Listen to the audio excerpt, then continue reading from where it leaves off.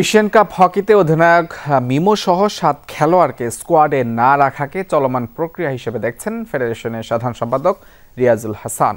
জাতীয় দলের দরজা তাদের জন্য সবসময় খোলা আছে বলে জানান তিনি। এদিকে খেলোয়াড়দের সম্মানার্থে তাদের ক্যাম্পে ডাকা হয়েছে বলে চমকপ্রদ তথ্য প্রদান করেন কোচ মশিউর রহমান বিপ্লব। ভারতে অনুষ্ঠিতব্য এশিয়ান কাপ হকিতে শেষ মুহূর্তে জায়গা করে নিয়েছে বাংলাদেশ। রাজনৈতিক দ্বন্দ্বের কারণে পাকিস্তান নাম প্রত্যাহার করে নেয় এই সুযোগ আসে লাল সবুজদের সামনে, যা কাজে লাগিয়ে পঞ্চম স্থানের লড়াই নিশ্চিত করে বিশ্বকাপ বাছাইয়ে জায়গা করে নেওয়ার লক্ষ্য লাল সবুজদের।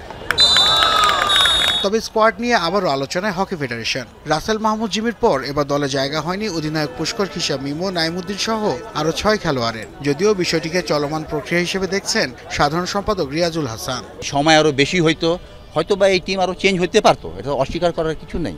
কিন্তু এই মুহূর্তে আমাদের ফেডারেশনের মতে আমরা কোচের সাথে আলাপ করার পরে আমাদের মতে এই মুহূর্তে this is the best possible team.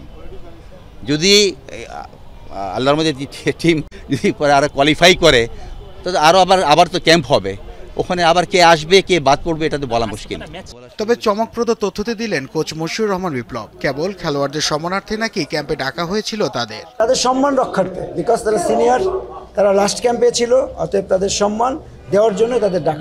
নিজেদের গ্রুপে জাপান ও ভারত না থাকায় বিষয়টিকে ইতিবাচক হিসেবে দেখছেন অধিনায়ক রেজাউল করিম বাবু। আমরা চেষ্টা করেছি নিজেদের ভালোভাবে প্র্যাকটিস করে প্রস্তুতি নেওয়ার জন্য। আর যদি বলেন যে তাদের সাথে কোয়ালিফাই করার মতো আমাদের অ্যাবিলিটি আছে কিনা, ডেফিনেটলি আমাদের অ্যাবিলিটি আছে। 26 আগস্ট এশিয়ান কাপ হকির উদ্দেশ্যে ভারতের ফ্লাইট ধরবে বাংলাদেশ। তার আগে প্রস্তুতির জন্য বাংলাদেশ সেনাবাহিনী ও অনূর্ধ্ব 21 দলের সাথে বেশ কয়েকটি ম্যাচ খেলার কথা রয়েছে লাল সবুজদের। নাসিফ শুভ, যমুনা স্পোর্টস, ঢাকা।